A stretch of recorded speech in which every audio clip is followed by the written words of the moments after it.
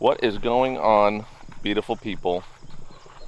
Back with another long form video, and it has been a while since we've had one of these videos, and I apologize for that. Life got busy, but that's no excuse.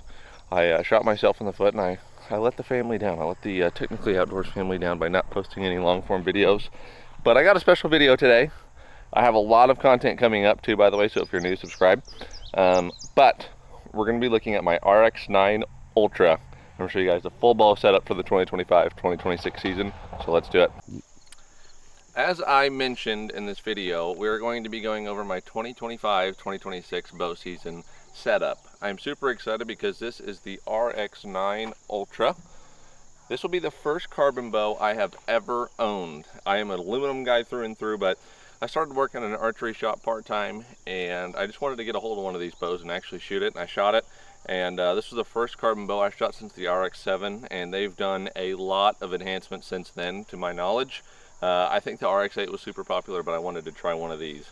So we're going to go through my full setup. I want to show you guys what I'm going to be using, and we're going to shoot a group here at 40 yards. I have the deer down there. You guys will get to see here in a second. But let's start by first saying my specs on this bow. I actually got this out of the box at 83 pounds. And no, I did not order 80-pound limbs. I actually ordered 75-pound limbs, and it came out hot at 83. I initially set this up with 250 spine Black Eagles, but they were not long enough, or strong enough, excuse me. They were not strong enough to actually shoot through this bow. They would not tune no matter what I did. I'd lower the poundage, I would turn the nocks, I would move my rest inside and out. I even messed with the spacer kits and the tune charts that Hoyt sent with it. I just could not get it to tune, and it just came out to be that I just needed to get a stiffer arrow. So I am running the Easton 5mm 200 spines. These arrows are 533 grains. I'm running 100 grain or 100 grain field point, the half out, which is 50 or 25 or 15. Don't quote me on that. I have a 4-inch wrap with the Boning Alpha Vanes and the X-Knock from I don't know. I'll put the company down there. I can't remember. It's been too long, even though I set this up like a week ago. But that's the arrow setup. Super excited. 533 grains going 296 feet per second. For those of you who are wondering, that's 104 pounds of kinetic energy, which is way overkill for deer. You only need like 50 for deer, really. I got a mosquito on me. Let me use this off. But that's the arrow setup. Pretty cool about that. I have the Hoyt side mounting quiver here. I have the non-detachable one. You guys got to see in last year's setup with the VTM 31. I had the quick detach. I liked that one, I really did. But one thing I kind of did not like about it is your arrow, this part would get loose up here and it would rattle a little bit as you were walking, which didn't really matter because you're making noise when you move and everything, and when you take it off the stand, you're fine. It's not really that big of a deal. But yeah, so I got the 4-arrow one. If you need more than 4 arrows, you're either shooting way too much shit or you're a really bad shot, one of the two.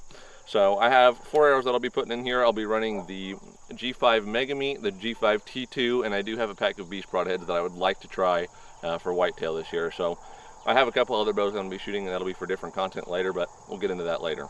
The sight that I am running, you guys probably recognize this. This is a brand new sight that just hit the market. And when I say just hit the market, as of today's video, if you're watching this today, this sight has only been out for maybe 2 weeks. I got this special order before they actually even released it. Yes, the guy that I work with at the archery shop got a special exclusive access to this, so I got to get this all sighted in with the sight tape. I'll be doing a review on that, so if you guys are looking for that, subscribe and be on the lookout for this. I am running the Hoyt stabilizers. I'm running a 10 straight from the riser, 10-inch on the front, no extra weight, an 8-inch off the back, no extra weight, with the Hoyt sidebar mount, and then the limb legs. So overall, this bow is really, really light. I would say compared to my VTM, and that's aluminum, that's a shorter bow. Even with all this stuff on here, this is still quite a bit lighter. I did take off that little bitty, like, chode stabilizer that goes on there. I took that off because I didn't really need it. So yeah, my cameraman's back there smiling. That's funny. But yeah, we're gonna shoot a group here at 40, and we'll see what happens. So we have the deer down there. My cameraman will pan into it now, hopefully. It's the headless horseman. That's what we like to call this specific target. But yeah, we're gonna go ahead and shoot 3 arrows. Like I said, gonna shoot it for probably 39, 38. We are at 40.2. I just hit it with the rangefinder, so we're gonna aim for that front leg and see if I can't tuck a couple in there.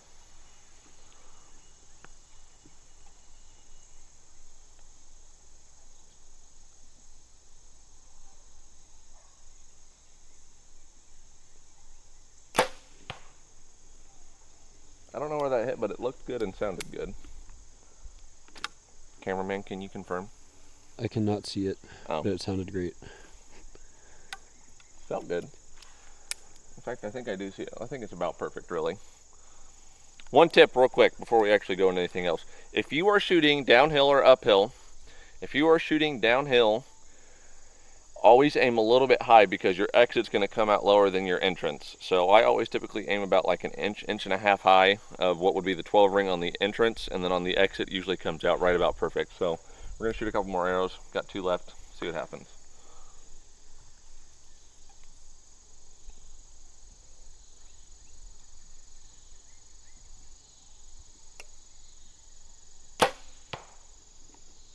That one was a little bit low. I hit my click a little bit fast on that, but it's still a really good arrow there. I can see that there. That's a great shot. That's how you know a bow fits you too. If you're shooting a bow that you're so new to, like I have quite a few shots on this because I got my sight tape. I did my walk back tune. Still messing with the left and right a little bit, but as far as my up and down elevation, I had that sight tape about perfect.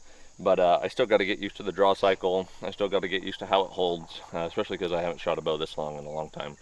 Since my highline, and I'll show videos up there that you guys can check out. But I got a knock. We're gonna shoot it. Hopefully I can get close. See what happens.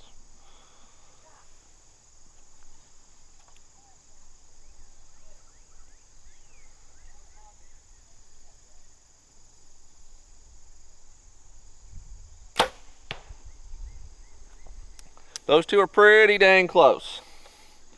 So Yeah, they are. it looks like they're about touching down there. Let's go take a look at the group. First group, or first arrow was really, really bad. I didn't realize that I was holding that high. I guess I was. I could have flinched. It could have been something that I did, but I did obviously made the correction on the back too, because those are about perfect. They're going to be, I mean, all 3 of these would be dead deer, because on the exit, this is probably in the 8, right through the top of the lungs there. Those would all just both be perfect shots. So we're going to shoot one more group. I'm going to tell you what I do and don't like about it, and hopefully we can tighten this up a little bit better and see what happens. We're shooting 3 more arrows, hoping to do a little bit better and get them all 3. Like I said, that one arrow, that was the first arrow. Couldn't tell you what happened. It felt good and it looked good, but we're going to try to tighten it up. Hopefully we can.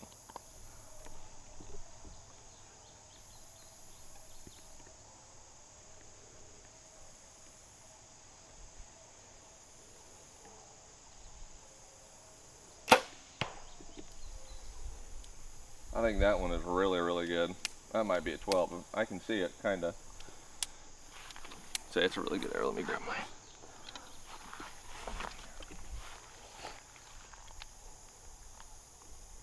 That's called what we call bleeding pig, boys.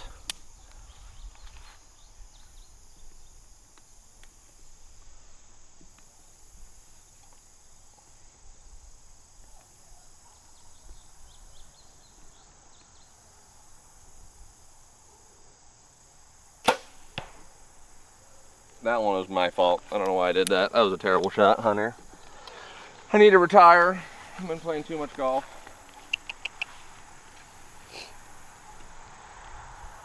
The bad thing is I'm not even that good of a golfer.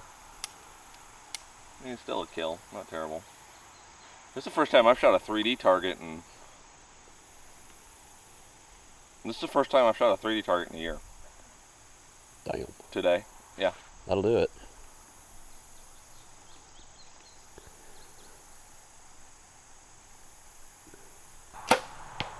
That one was better. Okay. Well, you guys can see. She'll kill from 40. No down! No down. It is very, very quiet. This is a super quiet bow, and my cameraman can attest. It's one of the quietest bows that I've heard. Second thing, for being so long axle, this is 33.5. All ultras used to be 34, but this one's 33.5, whatever. Super, super light overall physical weight. I do like that quite a bit. I also like this foot that they put in the cam, so you're not resting your cam in the dirt when you have these limb legs. That's a big thing that I like. It holds super well. We are shooting downhill, and we are shooting off of quite a bit of an angle down back to this target. So I do like everything about this bow. I think I'm going to shoot it very well. Obviously I'm not shooting, lights out right now. It's definitely good enough to kill, but yeah, that's my setup for the 2025-2026 bow season.